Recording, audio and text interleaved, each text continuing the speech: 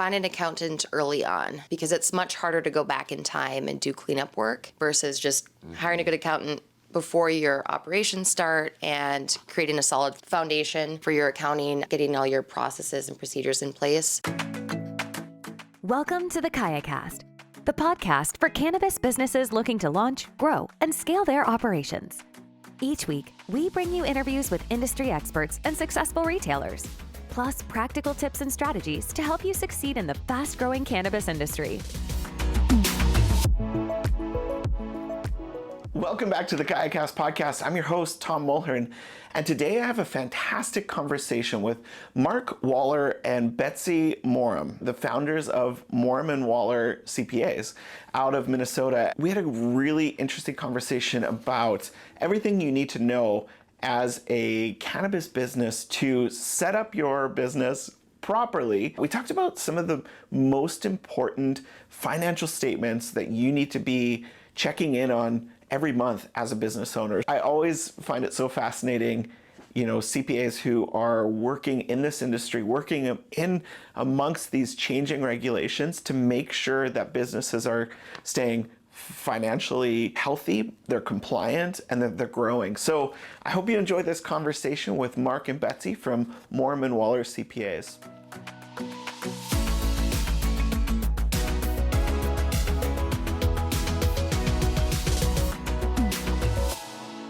Betsy Morem, CPA and co-founder and managing partner of Morem Waller CPAs, enjoys helping small businesses create, maintain, and improve their accounting systems. She partners with CEOs, founders, and interested parties in the cannabis industry to help them stay compliant, achieve world-class financial records and financial reporting, and provide tax planning, preparation, and filing. Mark Waller, CPA, co-founder and managing partner of Morem Waller CPAs, has 15 plus years of experience as a public accountant, as well as a controller in the private sector. He partners with CEOs and founders and interested parties in the cannabis industry to help them stay compliant, achieve world-class financial records, financial reporting, and provide tax planning, preparation, and filing.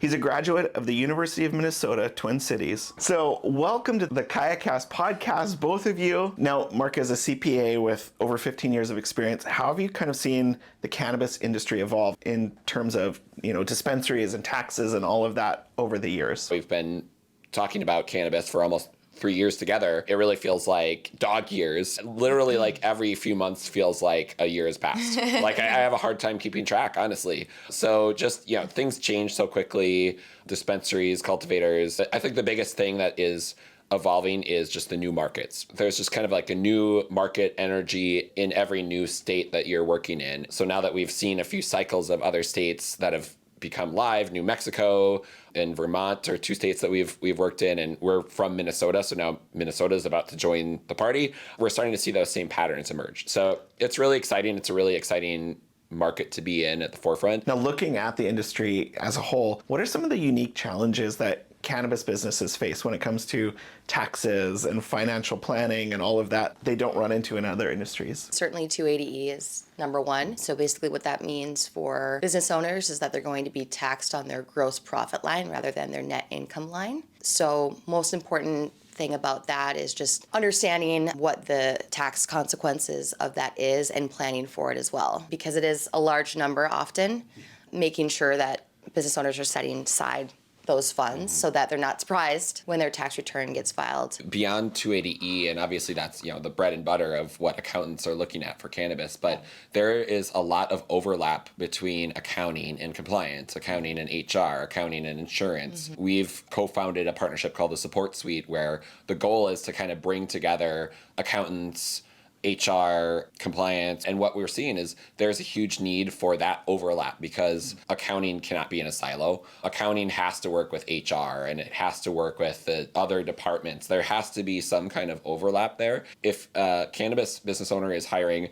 an accountant who never talks to this person, who never talks to this person, you're not really achieving kind of the synergy that you need to grow as an organization. With all those moving pieces and the need for synergy, what are some of the common mistakes that cannabis businesses make when it comes to their financials or tax planning? I wish it was more complex, but honestly, it's things like I didn't file my taxes or I didn't do my payroll on time. It's the little things that become big problems when they're not done. And, unfortunately, we see 90% of our clients who come to us, they start by saying, I've been doing the QuickBooks myself, and usually their books are a mess. So that's, it's obviously 280E is a big thing, but it really starts on the ground level. People tend to oversimplify bookkeeping or undervalue it. So they think, well, I'll just do the bookkeeping because it's just transaction coding. But it's a lot more than that. And you have to start with good bookkeeping because everything else is built off of good bookkeeping. The best thing that a business owner can do is really just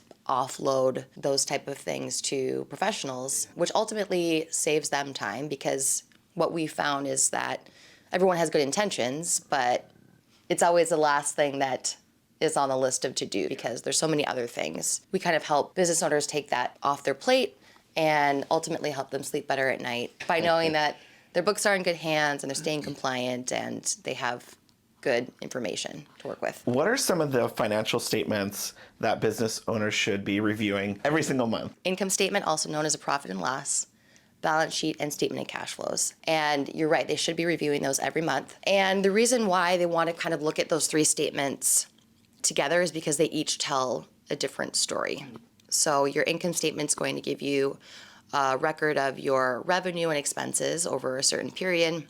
Your balance sheet is going to give you a snapshot of your assets, your liabilities, and your equity as of a certain day. So if you're looking at previous month's financials, it would be the last day of the previous month. And then your statement of cash flows is going to show you the actual inflow and outflow of cash over a certain period. And that's probably the most underrated statement, but probably the most important, because we all know at the end of the day that cash is king. The cash flow is number one. Too many businesses I've seen have underrated that part of it, and you never want to be at a point where you're saying, oh crap, I don't have enough cash to pay payroll. What are some of the ways that businesses can minimize kind of the negative effects of 280E? It starts with what type of business are you? So cultivators and manufacturers, they have a little bit more they can pull from to deduct for against their gross revenue than dispensaries do, and that's mainly because they are in the business of manufacturing. So there's a little bit more that they can do to pull in those expenses. That said, really the number one thing to watch for to make sure that you're able to do that is having really good bookkeeping and really good accounting. So having strong documentation, having work papers that show this is why I'm deducting these costs, in the back of your mind thinking, what documentation do I need to survive an audit if my tax return is going to be audited by the IRS, or if you have financial statements that will be audited later, what documentation do I need to show a third party to say that this is valid? Because as we know, there's so much regulatory overhead with cannabis being a Schedule I drug, is that it's just that much more important to really be on top of that. So this seems like there's a lot of onus on the business owner to be proactive. Is there any other ways that business owners can be proactive financially to secure the future of their business? I would just say find an accountant early on, because it's much harder to go back in time and do cleanup work versus just hiring a good accountant before your operations start and creating a solid foundation for your accounting, getting all your processes and procedures in place. Betsy does a ton of 5-year forecasts for new startup businesses. So that's a great way to kind of get an idea in the owner's head about what's going to happen and what do the owners need to do to be successful now and in 5 years. And that's from cash flow to P&L to all of those things. There's a lot of different inputs and outputs that go into that. Yeah. So getting a forecast done with your new accounting team at the very beginning is a really good way to kind of future-proof you. I'm curious, how do you do those 5-year forecasts with the industry constantly shifting and changing and new brands popping up and then being acquired? One strategy that I use, or that we use, is creating multiple versions of the model, maybe a best case, middle of the road, and worst case scenario, and typically factoring in some price erosion into those models. I mean, at the end of the day, any forecast is really just a guesstimate. We want to be as accurate as possible, but we can't predict everything. So I think it's just providing clients with a full spectrum of outcomes. Now, looking towards the future, what do you guys see for the future of the industry? Like, do you see bright things on the horizon? Do you see doom and gloom, as some, pundits say? Like, what do you see as the future of the industry? I'm more of a glass half full kind of gal. So I'm really excited about where things are heading, but I only have one perspective. I mean, there's so many different aspects of this industry, and California's market is, maybe not doing so well. Same with Oklahoma's, but then you've got these flourishing markets in Massachusetts and Vermont.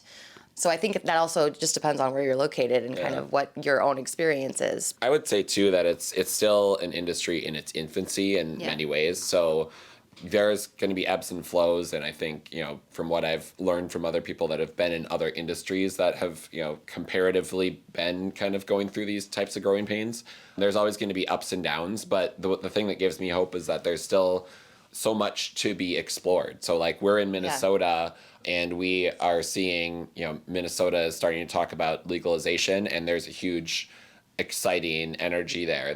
There's so much new stuff going on that even though, in certain markets things are up and down, there's still so much to be uncovered in this industry. Now, as business owners yourselves, I'd love to get one tip for a cannabis business owner to grow or scale or launch a new business. What advice would you give to them? And I'd love to hear it from both of you. I would say have meetings with your leadership team and hold them regularly and keep yourself accountable to them. And it's like one of those things where it's the simple things that really matter the most. So that would be my number one thing. And, as business owners, that's what Betsy and I do all the time. And so try to keep ourselves accountable. Put together a projection, put together a budget, and kind of ground yourself so you really understand. If you're just getting to the market, really understand what it's going to cost you so that you can be prepared. And if you need to raise capital, you can do that.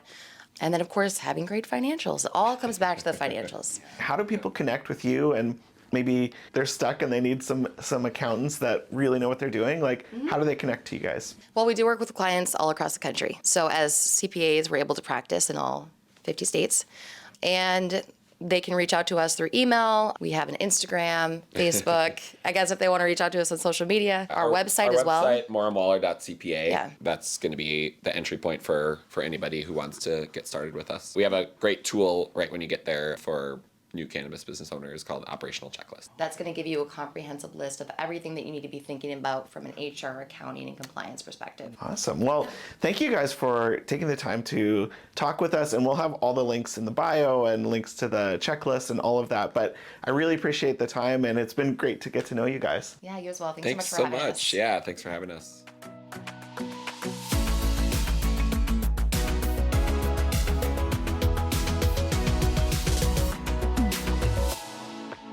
Now, if you're anything like me, as a business owner, as a person, taxes just stress me out, like preparing taxes, doing all of that. So my advice is to find an accountant like Mark and Betsy who can really take that anxiety away, who know what they're doing, know the changing legislations, regulations, are on top of it. It's going to make you a better business person. So we have all the links in the bio if you want to reach out to Mark or Betsy and find out how they can help your business be, financially healthy.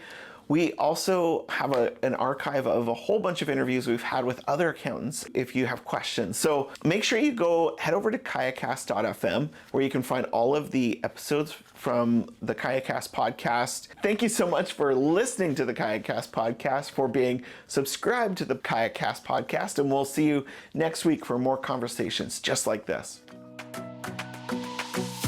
Thanks for listening to the KayaCast podcast. We hope you enjoyed the show. Don't forget to subscribe to our podcast in your favorite podcast app, or visit our website to learn more about our guests and to access the full archive of episodes from the show. Join us next time as we continue to explore the world of cannabis and help you grow, launch, and scale your business.